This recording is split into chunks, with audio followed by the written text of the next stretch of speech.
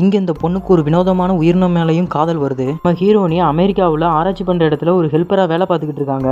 அந்த இடத்துக்கு திடீர்னு ஒரு வினோதமான உயிரினத்தை ஆராய்ச்சிக்காக கொண்டு வராங்க. அந்த உயிரினம் மீன் மாதிரியும் இல்ல, மிருக மாதிரியும் இல்ல, தரையிலும் வாழும், தண்ணிக்குள்ளேயும் வாழும். நம்ம ஹீரோனி அங்க கிளீன் பண்ணிட்டு இருக்கும்போது திடீர்னு ஹெல்ப் வேணும்னு கத்துறாங்க. பார்த்தா அந்த இடம் ஃபுல்லா ரத்தமாவே இருக்கு. இங்க இருக்கிற மிருகம் சீஃபோட விரலையே கடிச்சிருக்கு. அந்த இடத்தெல்லாம் சுத்தம் பண்ணிட்டு அந்த மிருகத்தை முதல் தடவை முழுசா பாக்குறாங்க. அடுத்த நாள் அங்க கிளீன் பண்ண போகும்போது அதுக்குன்னு தனியா ஒரு முட்டையை எடுத்துட்டு போறாங்க. முதல்ல கொடுக்கும்போது அந்த மிருகத்துக்கு அது சாப்பிட்ற பொருள்னு தெரியல. நம்ம ஹீரோனியால வாய் பேச முடியாது, அதை சைகையாலேயே காட்டுறாங்க. அதுவும் வந்து முட்டையை சாப்பிட்டுட்டு போகுது. அடுத்த நாள் எக்ஸ்ட்ரா முட்டையும் அது பாட்டு கேட்கறதுக்காக மியூசிக் பிளேயரையும் கொண்டு போறாங்க. போக போக அந்த மிருகத்துக்கும் நம்ம ஹீரோனிக்கும் பிடிக்க ஆரம்பிக்கிறது. அந்த இடத்துல பெரிய தளபதியும் செஃப்பும் சயின்டிஸ்ட்களும் நின்று பேசிக்கிட்டு இருக்காங்க. இந்த மிருகத்தை அமேசான் கடல் பகுதியிலிருந்து எடுத்துட்டு வந்திருப்பாங்க.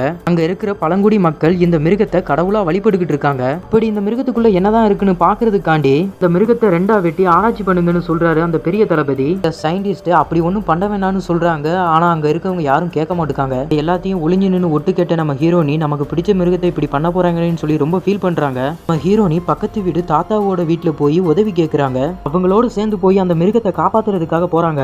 அவங்க கழுத்துல போட்டிருக்க பெரிய விலங்க அவங்களால அவுக்க முடியல. இந்த நேரத்தில் அங்க ஒரு சயின்டிஸ்ட் இங்க இருந்தா கொன்றுவாங்கன்னு சொல்லி நம்ம ஹீரோனியோட அங்க இருந்து காப்பாத்தி அனுப்புறாங்க. அதை நம்ம ஹீரோனி வீட்டுக்கு கூட்டிட்டு வந்து அவங்க பாத்ரூம்ல தண்ணி எல்லாம் ஊத்தி அந்த மிருகத்தை அதுக்குள்ள போட்டு அந்த மிருகத்தை வளர்க்க ஆரம்பிக்கிறாங்க.